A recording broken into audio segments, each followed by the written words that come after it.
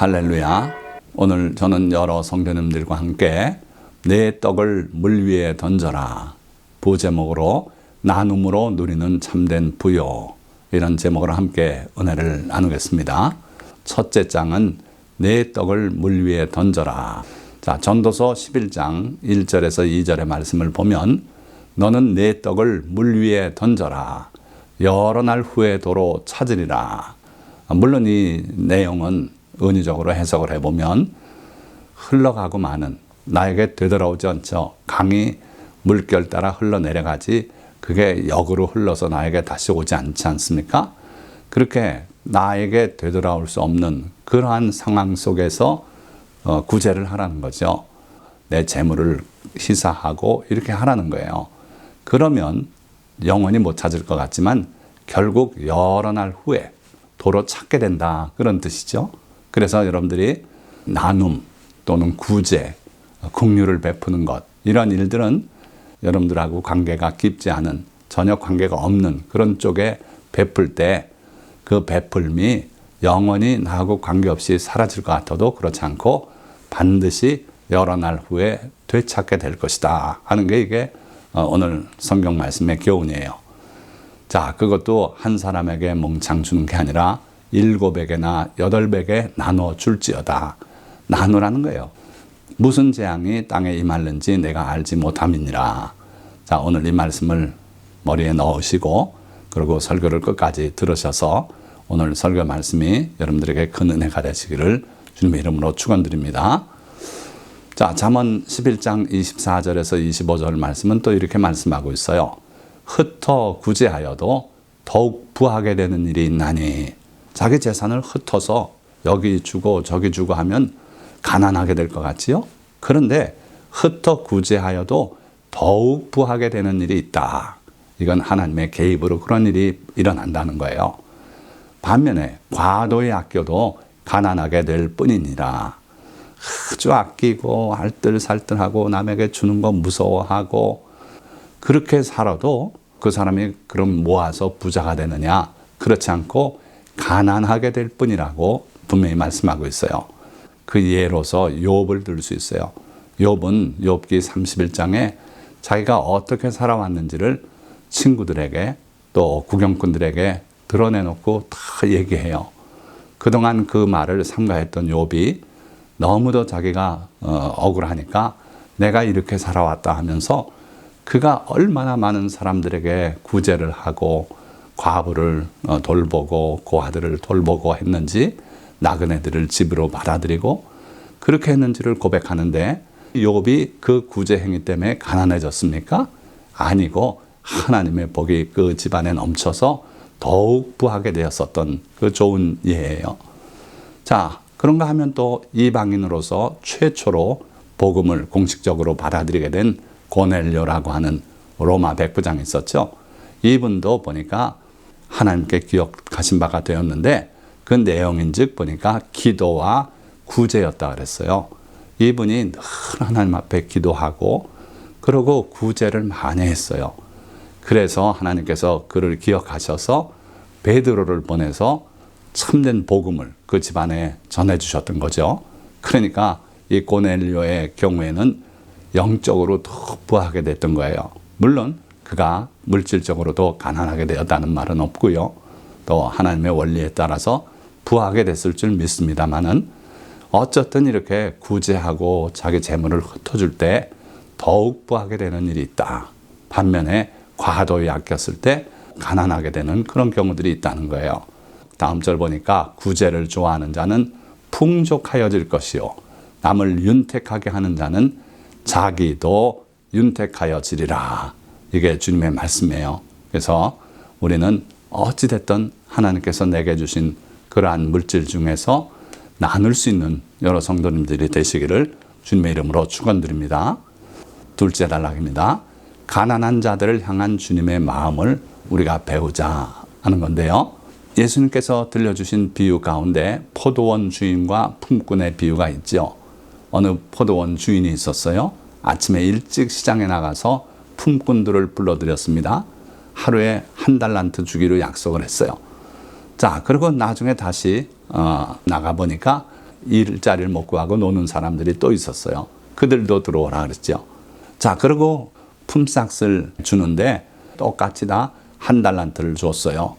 포도원 주인은 하나님 아버지 아니시겠습니까? 그러니까 하나님의 마음은요, 비록 뒤늦게 왔지만 1시간이란 사람도 그 가정이 있고 가족이 기다리고 있고 그러는 걸 아셔서 그에게 풍성하게 하루치 품삯을 주셨던 거예요. 그러니까 이 비유를 통해서 예수님은 우리 아버지가 이런 분이다.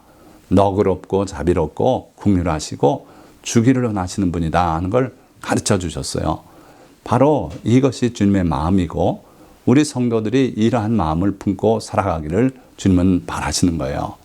또 내게 구하는 자에게 주며 내게 꾸고자 하는 자에게 거절하지 말라. 오죽하면 꾸러오고 오죽하면 빌려오겠습니까? 그에게 거절하거나 다른 핑계를 대고 돌려보내거나 이러지 말라는 게 주님의 가르침이고 주님의 마음입니다. 또 내가 줄일 때에 너희가 먹을 것을 주었고 헐벗었을 때에 옷을 입혔고 주님 분명히 이 지극히 작은 자 한 사람에게 한 것이 곧 내게 한 것이라고 그렇게 가르치고 계세요.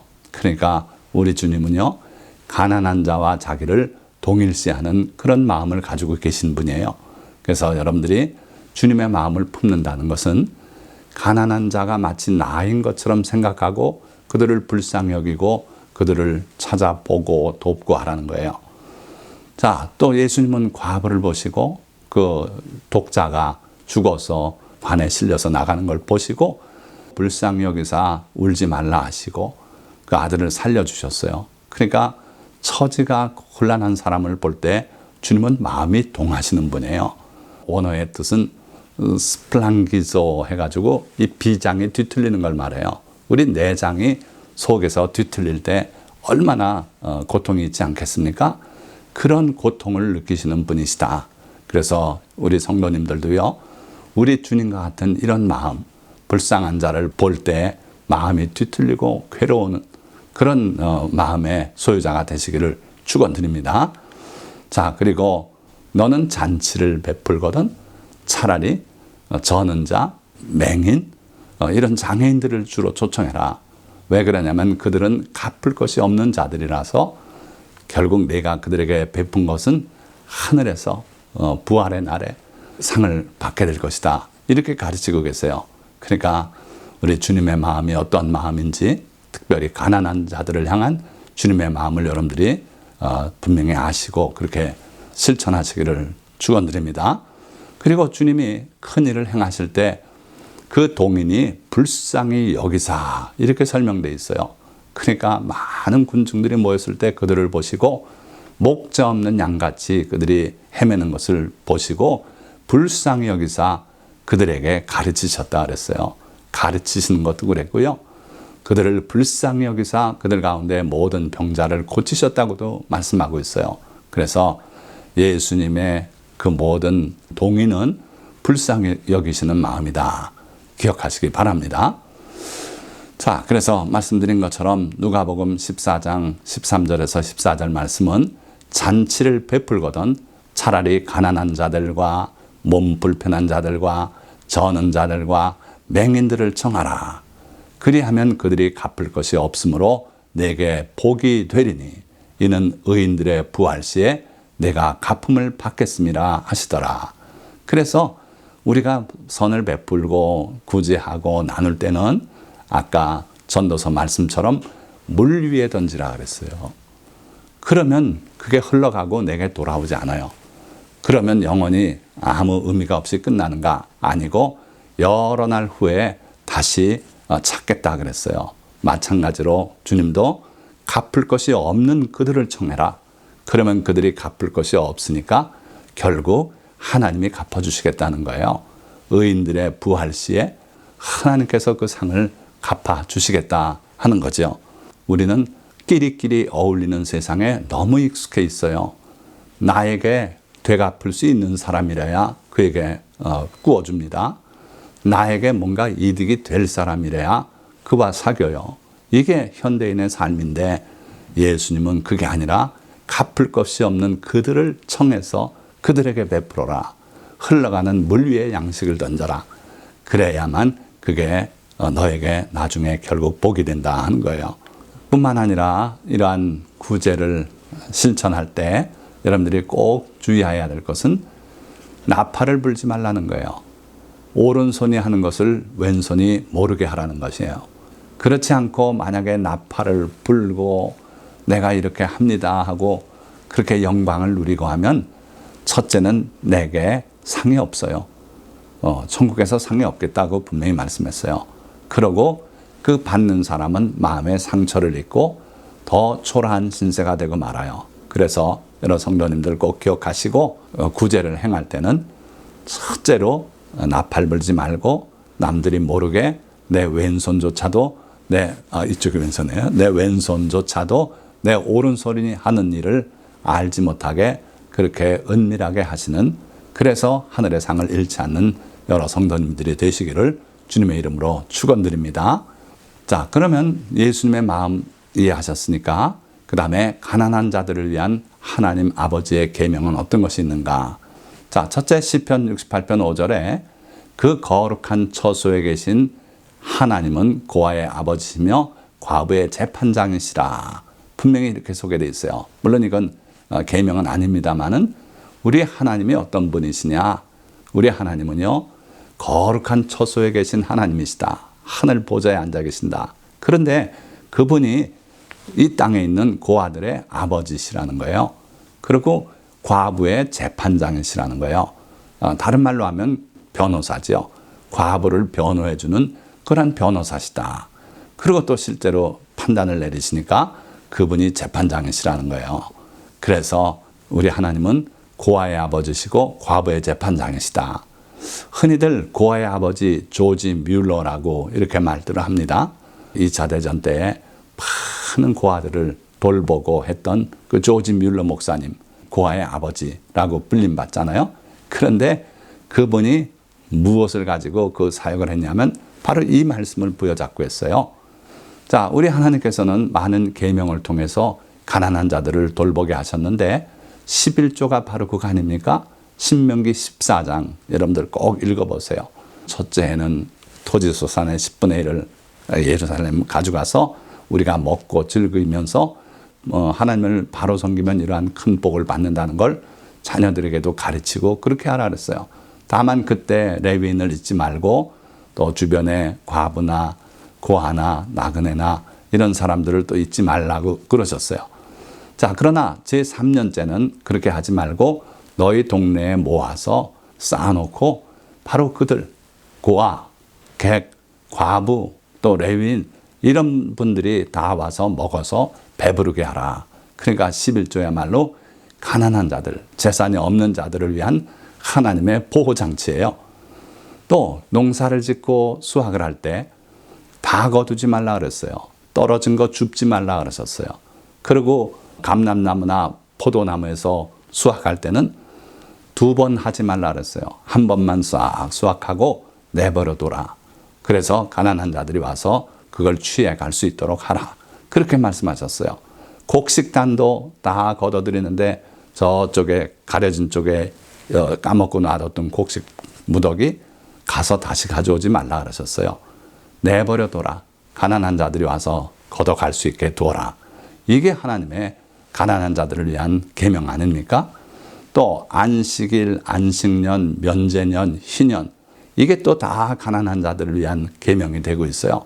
안식일 날 집안에 있는 머슴들도 하녀도 다 같이 쉬게 해라. 너처럼 쉬게 하라. 그러니까 안식일이 어려운 사람들을 위한 또 배려가 거기 있고요. 안식년, 농사 짓지 말라는 거예요. 파종하지 마라. 그러면 거기에 작년에 자라던 것에서 저절로 올라오는 게 있어요. 저희 마당에도 지금 씨 뿌리지 않았는데 작년에 심었던 들깨에서 떨어진 씨가 발화돼서 나옵니다. 그렇게 하라는 거예요. 안식년은 파종하지 마라. 놔두거라. 그러면 저절로 자라나는 작물이 있을 텐데 그건 어떻게 하느냐? 가난한 사람들, 땅이 없는 사람들, 어려운 사람들이 와서 걷어서 먹게 하라. 그러니까 주인은 쉬고 또 그 땅은 저절로 곡식이 자라면 그걸 또 어려운 사람들이 갖다 먹게 일석이조의 제도가 안식년이에요. 면제년, 7년이 다 끝나는 그 순간에 그동안에 빌렸던 빚들 갚지 못하는 사람이 있으면 일제히 면제해줘라. 이렇게 하면 너희 가운데 가난한 자가 없겠다고 하나님 분명히 말씀했어요. 그러고요, 희년이 있어요. 그 7년씩 안식년이 7번 지나고 50년째 전국에 나팔을 불고 이땐 모든 걸 회복하는 때예요. 그러니까 팔았던 땅도 원주인에게 돌려주고요. 종이 되었던 사람도 자유인이 되고 모든 걸 회복하는 그 희년을 하나님께서 명하셨어요. 자, 뿐만 아니라 이자를 받지 말라 그러셨어요. 동포끼리는 이자 받지 마라. 이것도 가난한 자를 위한 계명이고요. 전당물에 관한 규정이 있어요.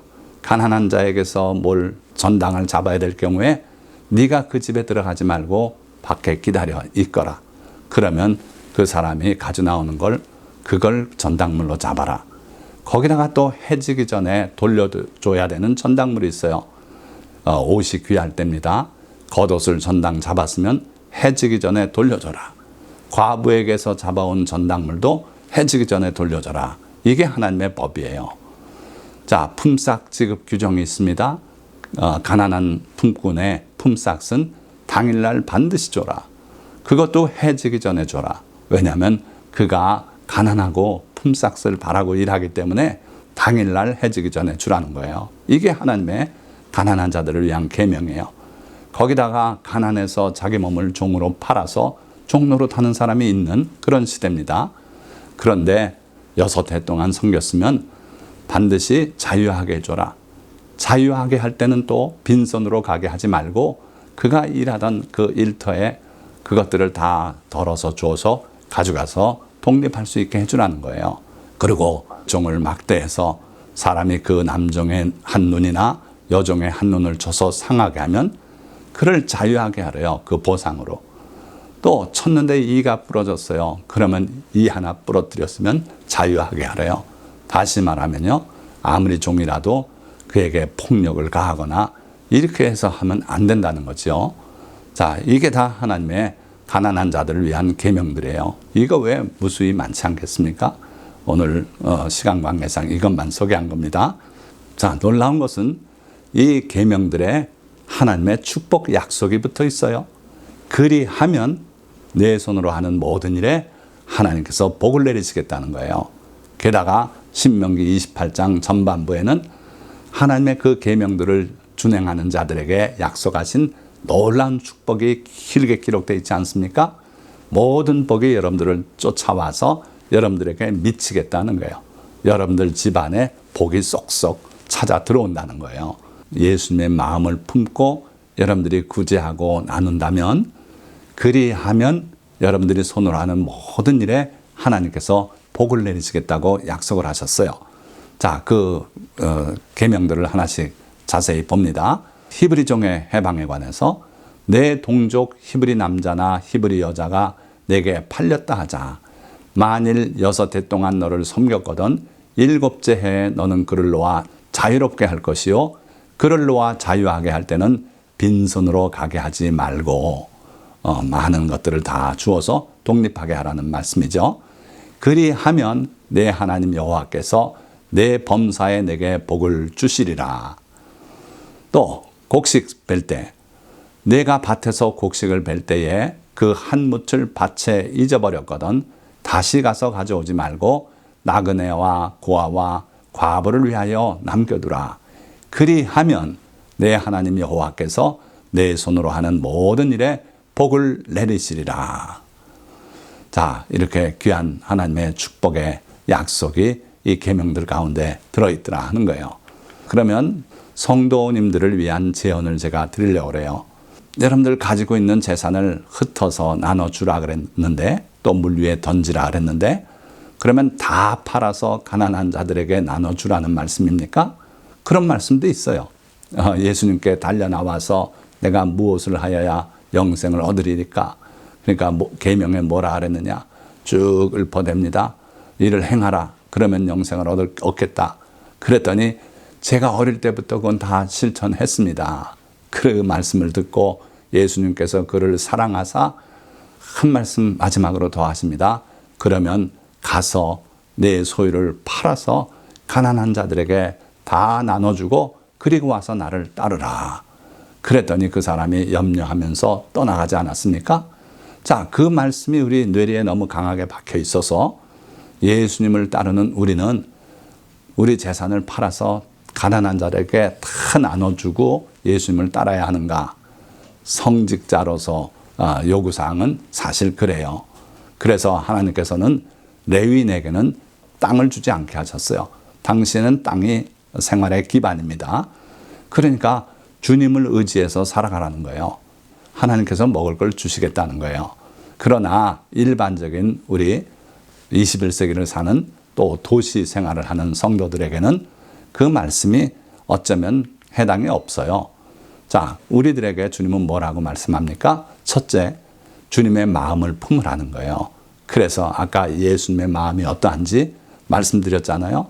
가난한 자들을 자기와 동일시하는 그런 주님의 마음을 여러분들이 품고 그들을 불쌍히 여기고 그들을 위해서 여러분들이 손닿는 작은 일이라도 하라는 거예요. 두 번째는 주님의 계명들을 바탕으로 생활에서 작은 것부터 실천하시라는 거예요. 제가 실제 해봤더니 참 아름다운 그런 일이 있었어요. 택시 타고 내리는데 말하자면 3,800원의 요금이 나왔어요. 4,000원을 드렸습니다. 그분이 운전기사님이 돈 100원짜리 2개를 꺼내느라고 이러는데 바로 제가 거스름돈은 그냥 두십시오. 그랬더니 이분이 얼굴에 기쁨이 꽉 차는 걸 봤어요. 요즘은 자꾸 카드로 결제하고 택시요금도 그러니까 이런 일을 하기가 어렵게 됐습니다만은 할 수만 있다면 거스름돈 정도는 안 받는, 그렇게 해서 물론 택시기사 하는 그분이 나보다 가난하고 어렵다는 그런 뜻은 아니에요. 그러나 우리가 일생생활에서 이렇게 작은 걸 가지고 선을 베풀 수 있는 그런 마음의 자세가 있고 또 그게 우리 몸에 배었으면 좋겠다는 거예요. 언젠가 한번 예루살렘의 안식일을 취재해서 방송하는 걸 봤어요. 야채 가게가 있는데요.